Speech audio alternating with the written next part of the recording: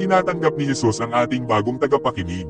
Ang mahusay na puno ay nagsasabong mabuting bunga, mga salita at gawa ng pag-ibig. Mga anak ko, tinatanggap ko kayo sa channel ng isang informal na pangkat ng mga nagpapakumbaba sa loob ng pandaigdigang espiritual na komunidad ng aking mga kapatid na lalaki at babae, na walang kondisyong naghahangad na gawin ang kalooban ng aking Ama. Ako ang ubasan at kayo ang mga sanga. Kung tutuparin ninyo ang aking mga kautusan, mananatili kayo sa aking pag-ibig at magbubunga ng saganang bunga, sapagkat kung wala ako, wala kayong magagawa. Tinatanggap ko rin ang inyong pananampalataya at pag-unawa na walang sino man sa langit o sa lupa ang may awtoridad na gumawa ng exception mula sa ganap na bisa ng aking mga salita sa aking ebanghelyo at aking mga kautusan.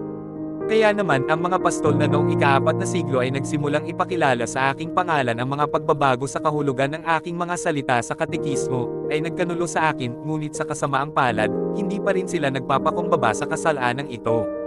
Higit pa rito, inilalagay nila sa panganib ang kaligtasan ng marami sa aking mga tapat na naniniwala at kumilos ayon sa mga huwad na doktrina, personal man o sa pamamagitan ng pag-aproba sa mga maling gawain ng iba, sapagkat napakahirap na tahasang magsisi sa anumang gawa bilang kasalanan na sinusuportahan ng mga pinakamataas na pinuno ng aking simbahan.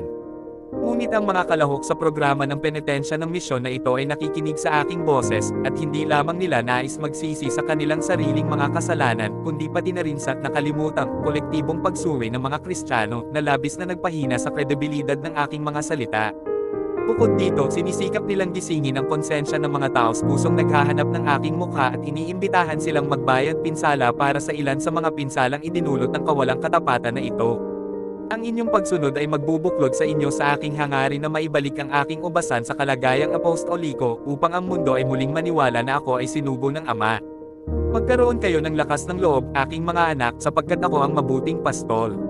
Kaya ang aking banal na puso at ang walang salang puso ni Maria na aking ina ang inyong ligtas na silungan.